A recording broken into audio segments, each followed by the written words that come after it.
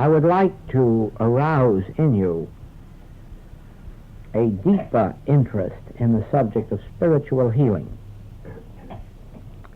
I would like you, as a result of this work, not only to have a deeper interest in the subject from the standpoint of your own well-being and those immediately around you, but from the broader aspect of the world. As you know, there is no such thing as the world benefiting to any great degree from any mass movement. All good comes from individuals. Nothing worthwhile has ever been invented by a board of directors, and no discovery worthwhile has ever been made except through individual activity. No great piece of art, literature, or music has ever been brought forth except by an individual. And so it is that the great teachings that have come to earth through individuals. A Lao Tzu has contributed his great part to this world, a Buddha, a Jesus, a John, Paul, Moses, Abraham, Isaac, Isaiah, Mrs. Eddy, Mrs. Fillmore. Always it is an individual who contributes to that which ultimately saves the world. You can have an army go out and fight Great Britain and make the United States a free country, but they wouldn't stay free very long if there hadn't been an individual to come along with the idea of a Constitution of the United States or a Bill of Rights, or to insert in these the right of religious freedom and worship and so forth and so on. Always it is an individual. And so it is that this ultimate salvation of the world through spiritual healing is going to come through an individual you and an individual me and an individual he and an individual she here and there, showing forth by the fruitage in our individual lives something that causes a friend or a relative to go and seek and do likewise, and then ultimately to have the neighbor down the street do likewise. So it has been that because of the success of spiritual healing in the Christian Science movement, there grew a unity movement and there grew a New Thought movement, and today the spiritual healing movement is spreading to the other churches. It all had to begin with an individual or a group of individuals, and so it's going to be from here on in. Now, if I can prove in my personal life and in the experience of my immediate students that we have found a principle of healing, a spiritual principle, it is natural that others are going to become interested in it and to want to go and do likewise. And in that way, we contribute to this spread that has been going on this past 75 years and is now on the increase. Each of us is a thread in this chain, in this skein, in this rope, or a link in the chain. Each one of us is a beam in the whole light. None of us can ever be more than that. It takes the individual here and there, each contributing his part, to make up the whole. And so it is that the world benefits every time that you bring through a healing. Whether for yourself or another, the world is that much closer to receiving the full spiritual light by every individual healing that takes place. Now, the healing work in and of itself is not difficult. As a matter of fact, it becomes so simple that there is a temptation to do nothing but sit in an office and heal and eventually lead a very monotonous life. because ultimately there is no excitement to healing. There is no particular thrill to it. It is such a simple matter when it is carefully, when the principles are carefully followed. But the difficulty that comes in, well, let me go back a minute and illustrate. If all of our friends would agree not to read any books on metaphysics, it would be a simple matter to heal them, because they would completely relax their own efforts and trust entirely to the understanding that we have, and very quickly that understanding would give them a measure of freedom. They wouldn't hold it long in most cases, because, as the Master said, go and sin no more lest the worst thing come upon you. Ordinarily, the moment a person is freed of their pains and diseases, they will run back to the same form of life and the same way of thinking that brought them to this in the first place. And so you haven't done too much for a person when you merely heal them. But what happens is that most people, when they experience healing, want to know how it's done. And that is when the difficult part of this work comes along, the teaching, the enlightening. Because behind every individual lies their natural inhibitions, prejudices, biases, bigotries, and they're difficult to break through. The first part of your work will be easy and pleasant. That is the healing part. And the next step will be difficult and unpleasant, and that is the teaching part, because there is a natural resistance to truth that always has existed and appears to be just as vigorous as it was in the Master's day. The things of God are foolishness with man, and man insists on being man and keeping his foolishness. The natural man receiveth not the things of God, and the natural man is the man that is always seeking to get, to acquire, to have, and to hold. And of course, that makes him very unsusceptible to spiritual influence. And so while everybody would like to be relieved of their pains, the moment they discover how it happened, and you expect them to go and give up some of those very human tendencies, that is when your troubles as a teacher begins. But we will take only first things first and see if we can't bring out a higher sense of healing, a greater measure of healing in your experience and in the experience of those in your world. And so let me bring first back to your conscious remembrance that the starting point of spiritual healing is the giving up of criticism, judgment, condemnation in your patient, in your student, in your friends, in your relatives. Stop fastening error onto them. Stop looking for it in them, and stop condemning them for it, even if it's there. And you can only do that by realizing that they are not responsible for it. They are merely the victims of this world belief in good and evil. Now, as you begin that process of not searching your patients' or students' or family's thoughts for their hidden errors, but rather realize that regardless of the nature of the error that is disturbing them, it is not their fault that they are victims of a universal belief. We call it a hypnotism.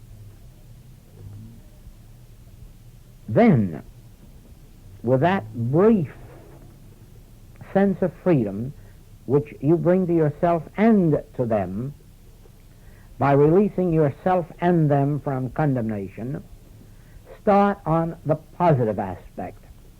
Start with the word God.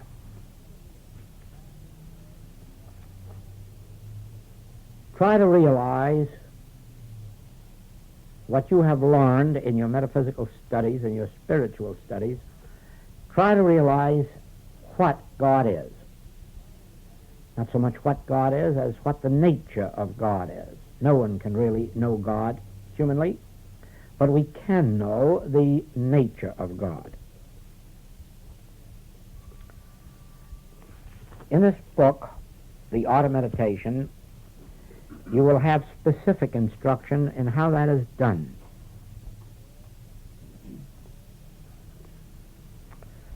First of all, by beholding the nature of the activity of the stars, the sun, the moon, the tides, and noting the regularity of these movements, the orderliness, the law that's involved, the exactness of it all, and thereby perceiving that intelligence must be the very nature of God being.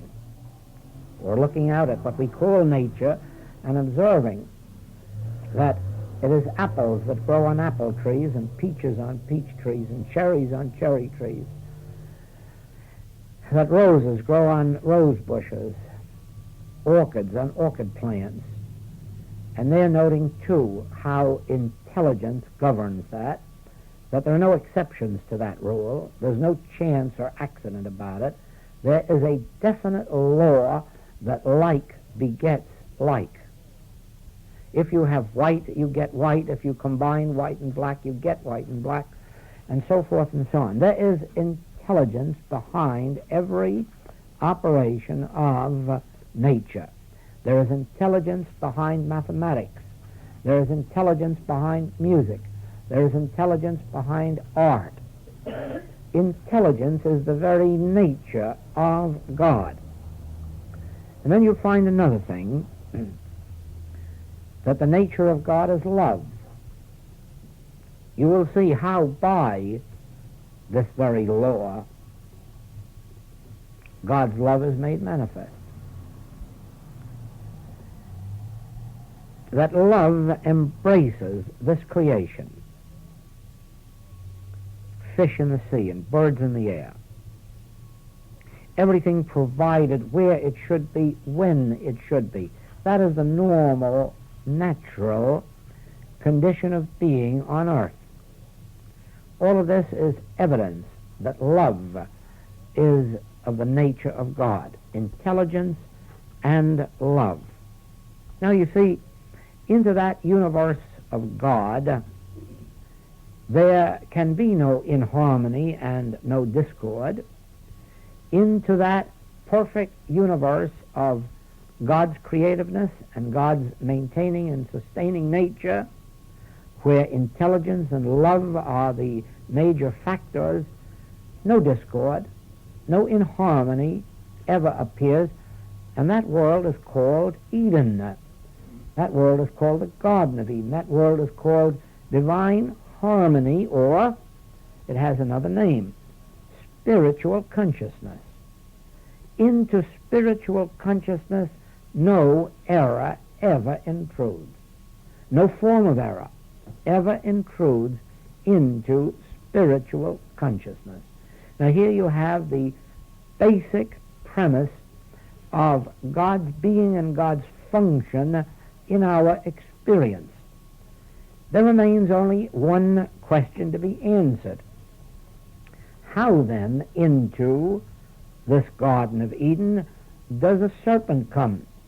How into this spiritual consciousness does error eventually intrude and bring about the conditions that we know as sin, disease, death, lack, limitation, wars, depressions, accidents? For this you will only learn if you practice the principle of neither good nor evil. Practice this principle until you yourself see that the only reason these discords have come in to make up our universe is that back in this so-called Garden of Eden was accepted the belief of good and evil. Now, you and I are entertaining in some measure the belief of good and evil. We all know those things that we call good, those things we call evil, those conditions we call good, Those conditions we call evil, those persons we call good, those we call evil. And from my experience, I can say to you that that's what you're going to perpetuate as long as you insist on having this belief of good and evil making up your life. And I say to you further from experience that in proportion as you can overcome in yourself the belief in two powers, good and evil, in that proportion will the discords and inharmonies be ruled out of your experience and out of the experience of all who come within range of your consciousness.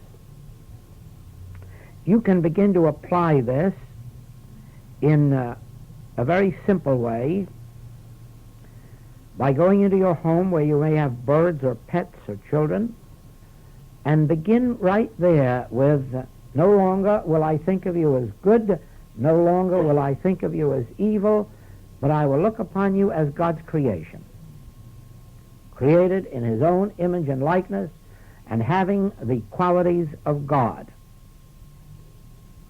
All that the Father hath is thine, and I will henceforth see you only in that way.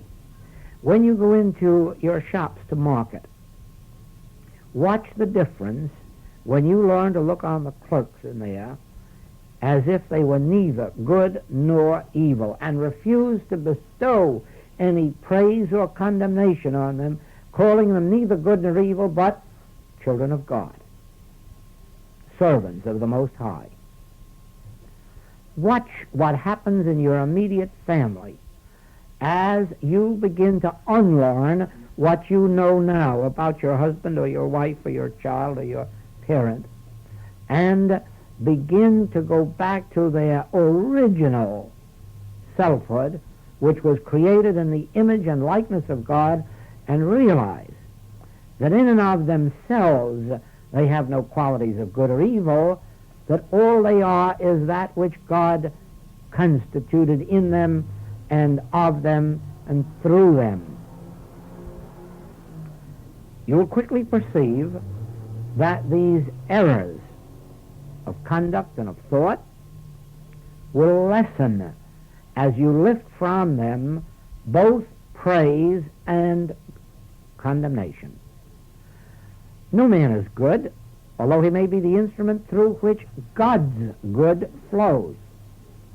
And no man is evil, although he may be the outlet through which the world's sense of evil may flow. Paul revealed that to us when he said that the good I would I do not, the evil that I would not, that I do. I find in me no sin, but a sense of sin still bothers me. In other words, I'm not really a sinner, and I have no desire to sin nor any pleasure in it, yet I find myself sometimes being the instrument through which sin takes over. So says Paul, and so says all of us, I'm sure, that the evil that we would not, we sometimes still do, even though we know better. And it is not because we are sinners, because left to ourselves we would never even think a wrong thought, but that this universal sense of sin is so great that it sometimes overpowers us. But the overcoming begins when we realize that it isn't I who am the sinner, but a sense of sin that would disturb me or take over in me. In the same way, it is not I who am good, but I who am an instrument through which God's good will flow in proportion as I will recognize God to be the source of good instead of myself. Now, begin in very small ways to withdraw from those pets and persons about you the condemnation in which you've held them and the praise in which you've held them, and begin to look through to the fact that God alone constitutes their being, and it is God's quality which expresses itself in them and through them. And as you behold in small ways, small beginnings, a change taking place in you and those around you, you will know that you have found the principle. And from then on, it will be with you as it is with me. merely the continuous living of it, so that as each day goes on, a greater degree of it becomes apparent in us. I can assure you of this, that our demonstration of this is a proportionate one. At no time and no place do we show forth the fullness of the Godhead bodily.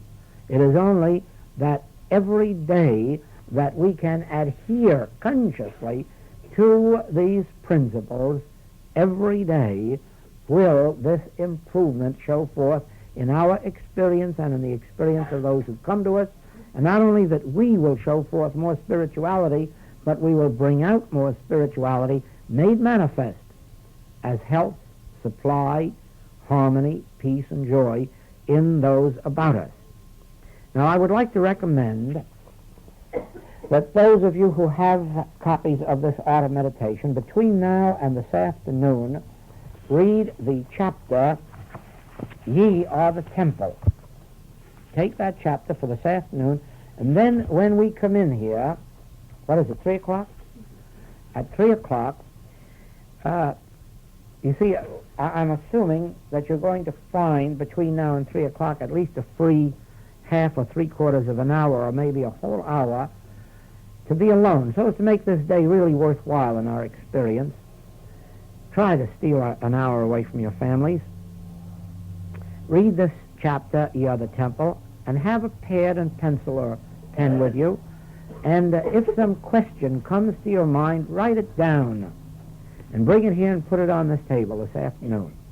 Now let us see if we can't straighten out some of the things that have held us back from doing greater works in spiritual healing and spiritual living, and have more to show forth when the next time does come around, that we can all be here together in Chicago or some other city. And so let us stop for now until 3 o'clock. Good afternoon. Good afternoon. And indeed we are continuing where we left off this morning, because we started this morning on this subject of spiritual healing and the how and the why and the wherefore.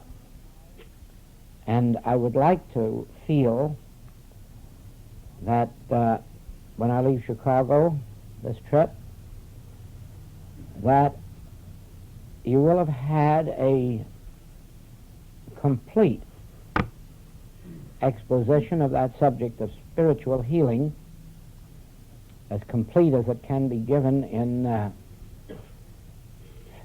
one day. And that can be complete if you have the background to serve as a foundation for it. I couldn't give a complete lesson on spiritual healing in one day to a beginner. As a matter of fact, I don't believe I could even do it in 1 year. I wouldn't want to try to do it in less than a year, but with the background that most of you have in the study of the Infinite Way writings and the Infinite Way recordings, it should be a simple matter for you to receive the answers to whatever questions are still in your mind on that subject, and also to be able to receive the help that will enable you to carry the work forward in even greater measure.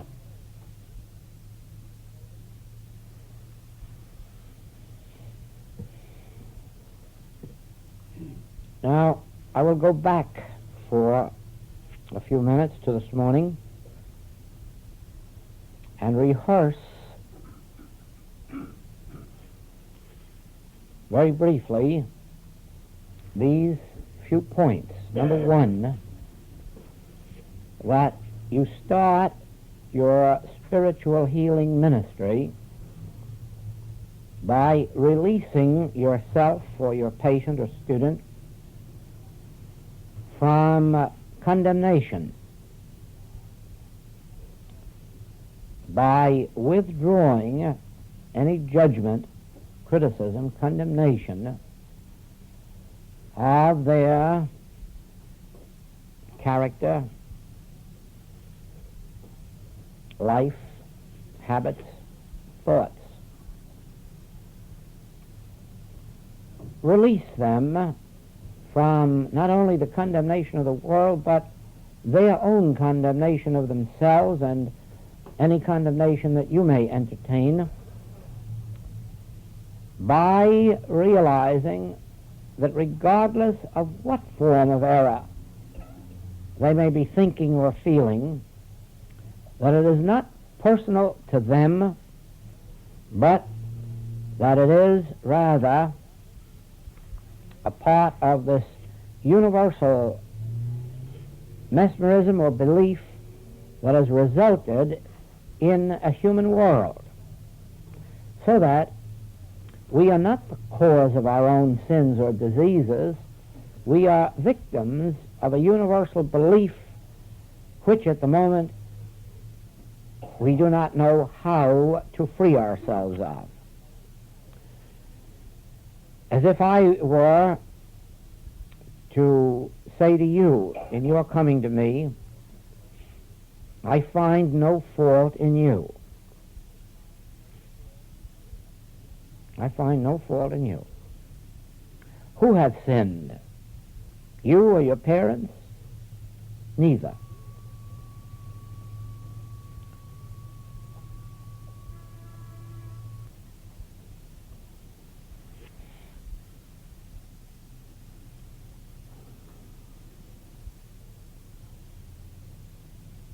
Neither do I condemn thee. Go and sin no more, lest the worst thing come upon you. Try not to go back to your past way of thinking and believing, because it can only result in the same type of existence. But neither do I condemn thee. Who made me a judge over you? Neither hath this man sinned nor his parents. I have been told that I must forgive 70 times 7, so I forgive you. If you come back tomorrow and tell me that you sinned again, I'll say, neither do I condemn thee. Go and sin no more. And if you come back the next day and say, I've sinned again, I'll say, neither do I condemn thee. Go and sin no more. My function as practitioner is never to hold an individual in bondage to any of their sins of omission or commission, even if they commit them 70 times 7. Still, I must release them 70 times 7 and not hold them in judgment. So you can imagine that in starting out with yourself or another, regardless of how much you know of your own sins or the others, start by releasing yourself and them from any sense of condemnation or punishment. Nobody deserves punishment for their sins. We receive punishment for our sins, not because we deserve them, but because we inflict them on ourselves. What we deserve is forgiveness and understanding of why we sinned. And when we are given forgiveness, more especially if we're given it over and over again, and if we're given an understanding of the fact that we're not sinning in order to be bad, we're not sinning deliberately, but because we find the sense of sin within ourselves that we cannot at the moment handle, we are helped to get past the stage of sinning. So there must be understanding, there must be compassion, there must be love. And that means whether the person is sinning or whether they're sick. Now, if you hold yourself without condemnation, and if you hold those about you without condemnation, always in the attitude of, neither do I condemn thee, I understand, Go and sin no more, because you're bringing more trouble on yourself. But I don't condemn you for it. You're condemning yourself. In that degree, I lift from you the burden of your own errors. And that sets you free to receive God's grace. Now, the number one point in spiritual healing is never to look for error in yourself or your patient, never to criticize, judge, or condemn for the errors that temporarily exist there, always to take the attitude of neither do I judge nor condemn thee,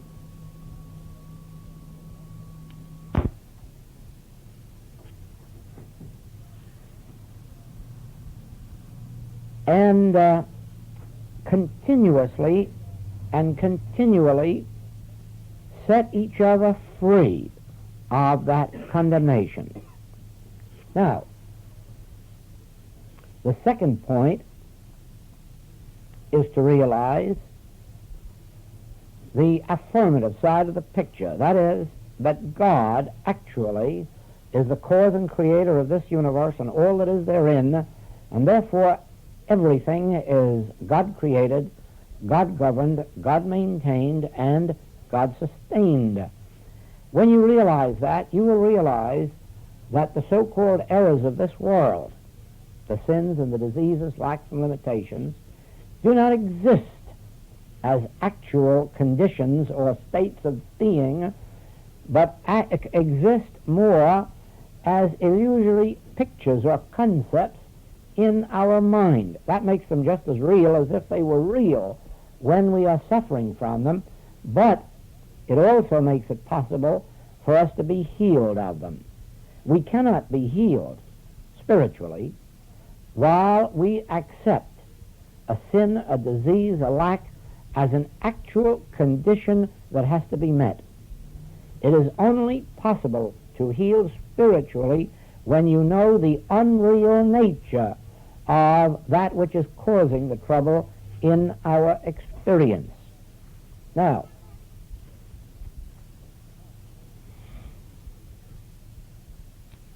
you who have studied metaphysics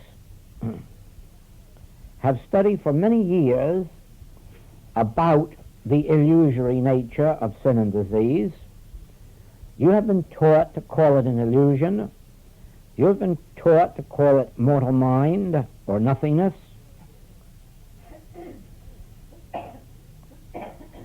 But with most students, that illusion or that mortal mind or nothingness still remains as something to be healed or removed. That is why we hear over the phone so often and receive in our mail so often, I know this is only illusion, but will you help me get rid of it? But you see, that's nonsense. The minute you know it's an illusion, you know it's nothingness, you have nothing left to get rid of. It was only in the human belief that sin and disease are real that you have something to get rid of. Nobody has anything to get rid of after they know that what's been troubling them is an illusion. If somebody saw a ghost over in the corner and said, get rid of it, you can understand that. They are seeing it as an it in the corner. But after they awakened to the fact that it was an illusion, what would you think of them if they still said, get rid of it? No. Once you perceive that which the Master called this world is really an illusion, you'll know why he could overcome this world. He could overcome it through the understanding that it was an illusion. And that was the overcoming, and that's all the overcoming there ever can be, is knowing that a thing isn't a thing, a condition isn't a condition, a person isn't a person. You're dealing with an illusion, and that really should dissolve it. It doesn't always. That's why we have gone forward from the older metaphysics into the infinite way, because knowing that it was an illusion didn't always end the discord. It was in my personal experience that I found that just knowing that a condition is an illusion doesn't always dissolve it. And I had to go the next step to find what produced these illusions. What is it that produces sin, disease, death, wars, lack, limitation in a world that is God created, God maintained, and God sustained, in which everything really is perfection? What then causes this illusion or Adam dream or material state of consciousness that produces all our ills? Well, those of you who were here a couple of years ago when we had that little private class, or those who have heard those tapes, no, it wasn't here, it was Portland. It was after we left here and continued the work in Portland. And that Portland private class opened with a reading from a current national magazine in which the editor asked a Roman Catholic priest, a Protestant minister, and a Hebrew rabbi why so many people are going back to church and what good is it going to do them if God has seen fit to do nothing about the evils that exist. And this editor brought out the fact that so many children were born in negative conditions of health, mind, and body, and that children were suffering from diseases for which they were not responsible, that very fine men and women in the world were going through horrible ordeals. And how do you account for this?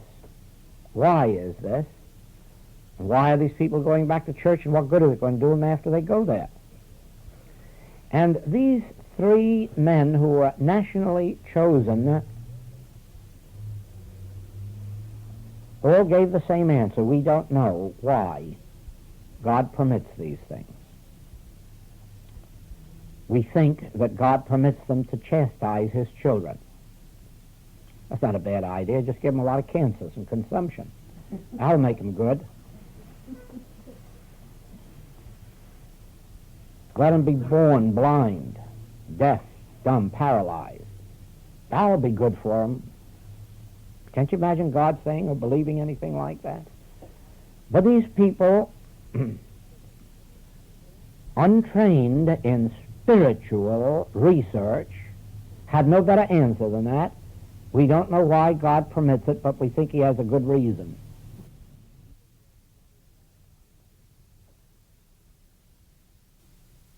We know the answer.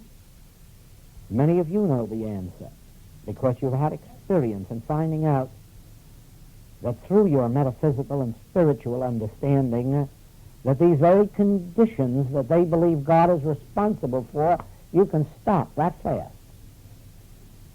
Many of you have had these things stopped in your own bodies and minds. Many of you have witnessed mental and physical healings. Some of you have seen them by the hundreds. And you know right well that God isn't responsible for them, or you couldn't stop them through your understanding.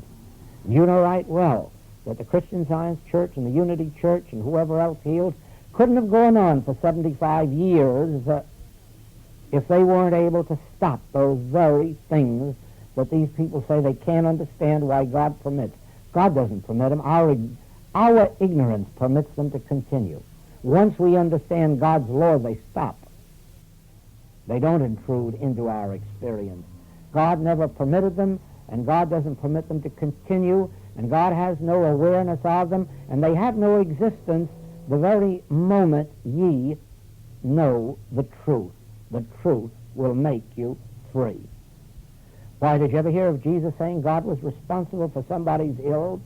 Did you ever hear that Jesus say that God was teaching you a lesson or wanted to chastise you?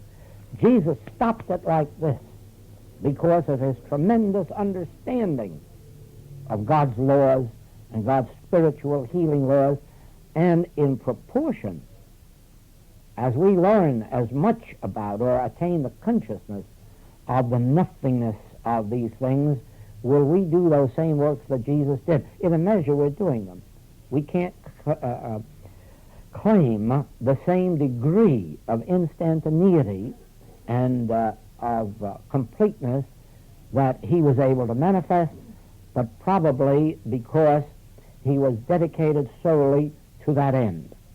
We will someday attain that because it's possible.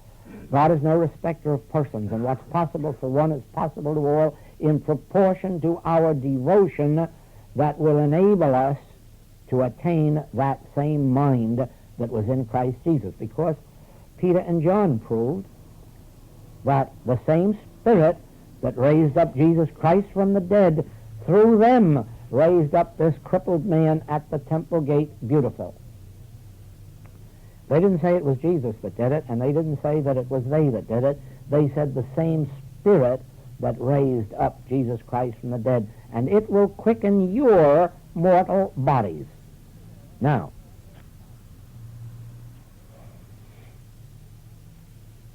one of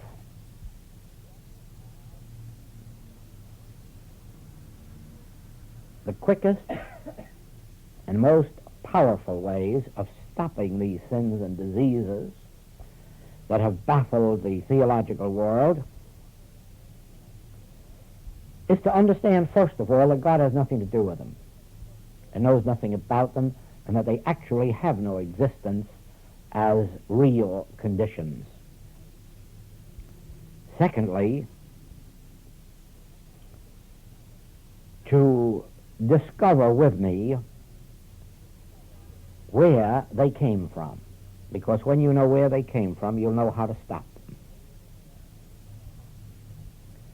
Every error that has ever existed on the face of the earth comes from our acceptance of the belief of two powers, good and evil.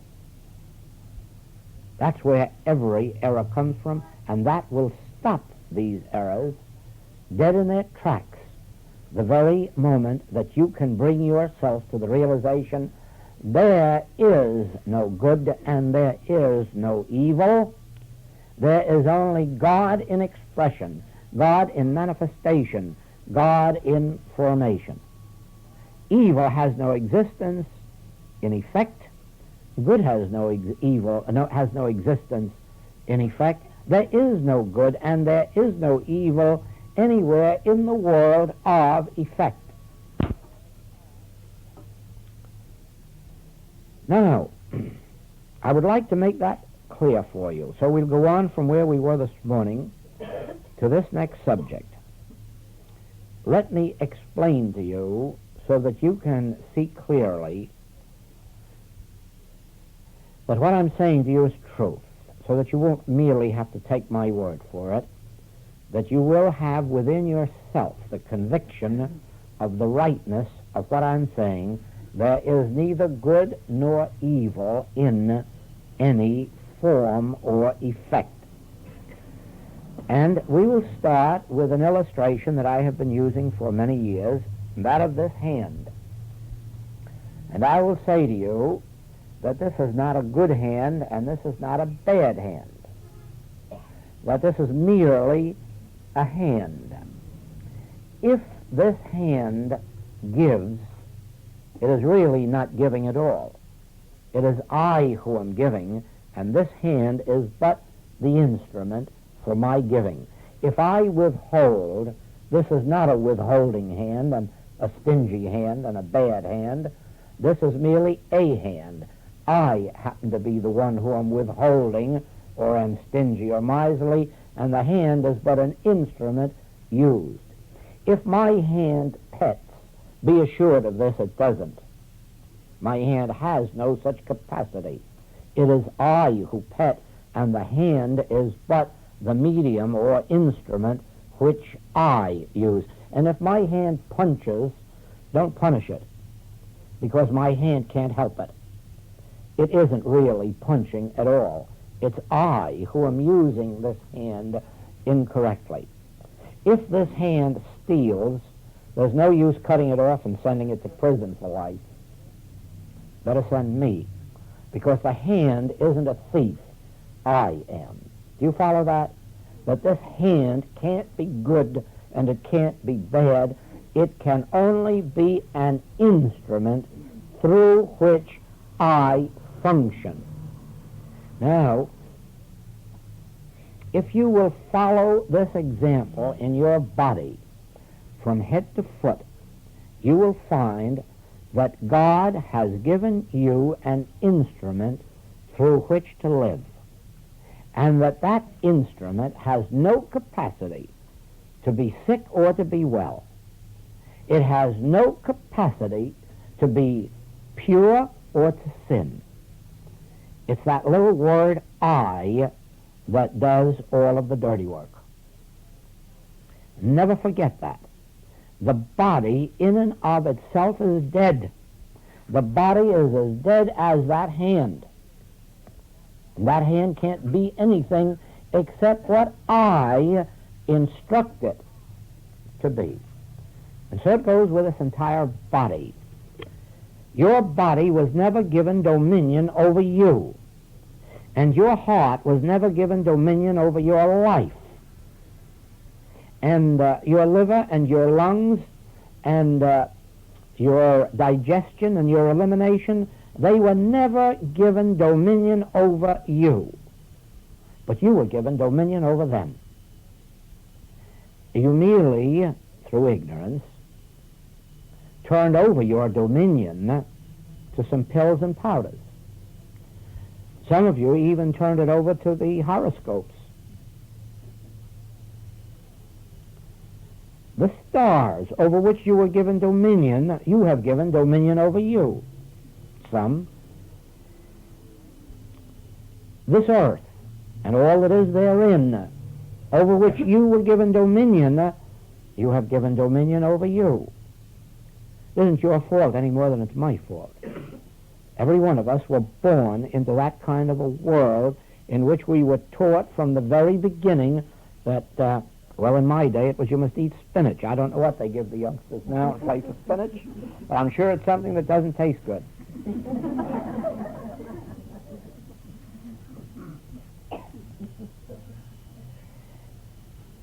Through our acceptance of this belief in good and evil, we have accepted some things as good and some as evil, and we have turned over, all unconsciously, our jurisdiction, our dominion to them. Instead of saying, look, hand, you just are not going to punch, and I'm going to see to it. And you're not going to steal. I'm going to see to that. You're just not going to go out there wandering off by yourself and doing what you'd like to do. I'm taking a firm hold of you. And I'm holding you right in my mind, too, where you're not going to get away from me. And I'll determine what you'll do and where you'll be and why. One of these days you will find that you can do that with your entire body. You can take this entire body into your thought and say to it, I was given jurisdiction over you. I was given dominion over you. I and my Father are one, and all that my Father hath is mine. And that means jurisdiction over my world, over my body, over my finances, over my everything. Now,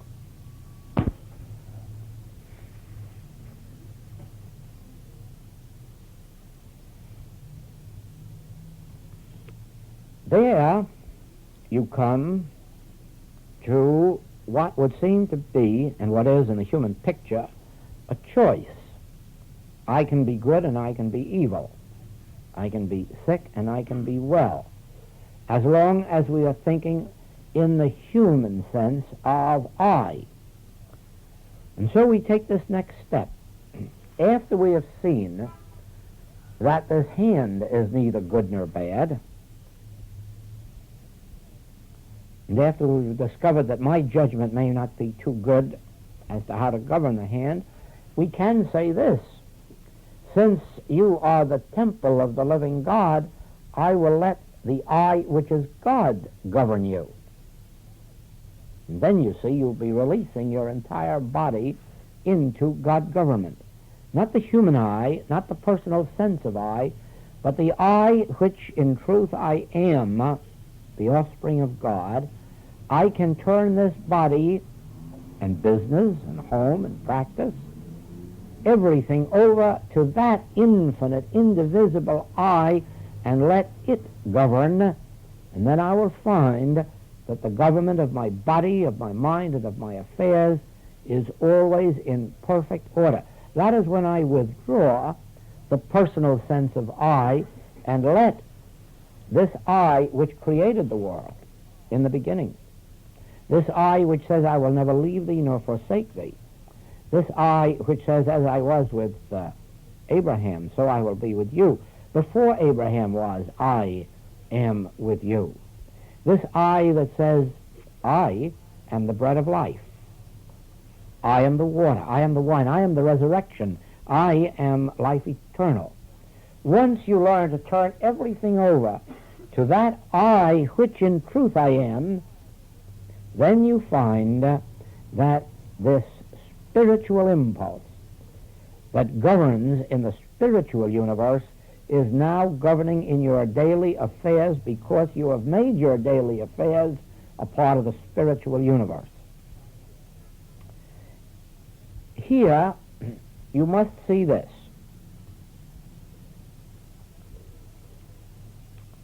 that there is no power for good or for evil in any form. That means any effect, that which Paul calls the creature. He says you worship the creature more than the creator. That means you worship more that which is created more than that which did the creating. And so it is that every time we hate or fear some form of evil, we are worshiping the creature rather than the creator. If we were to withdraw our fear from all forms of error, we would be honoring God. Remember that God is infinite, and therefore, theoretically at least, God's power is infinite. So to believe that any form or effect has power is to dishonor God. It is to say that God isn't all power. A germ is power too. Infection is power. Bad weather is power. Food is power. That's dishonoring God, because you are now putting power in effect in the creature rather than saying that all power is in the Creator. If all power is in the Creator, no power is in the creature. No power, except the power of government by the Creator, of being governed by the creative principle. Now then, this involves a daily practice until our consciousness is lifted to the point where we can look on any form of error and say to it, Pilate, thou couldst have no power over me unless it came from the Father in heaven. Now, Pilate was a pretty wicked power. Pilate was the highest temporal power of his day. Pilate claimed that he had power of life or death. Yet the master could say, thou couldst have no power over me. Well, you know, there are pilots of sickness in our world saying to us that they have power of life and death over us. There are organs and functions of our body saying to us that they have power of life and death over us. Well, just think. The heart can give you life or give you death, it says. But you know what the master would say? Heart, you could have no power over me unless it came from God. For God governs my life and my being and my body. And I do not accept power in a man or power in a thing. And that's why he said, what did hinder you? What did hinder you? What's preventing you? Pick up your bed and walk. Acknowledging no power in the condition that was holding that individual in bondage. He gave no power to sin. He gave no power to disease. He gave no power to the thief on the cross. In everything he released them. Now,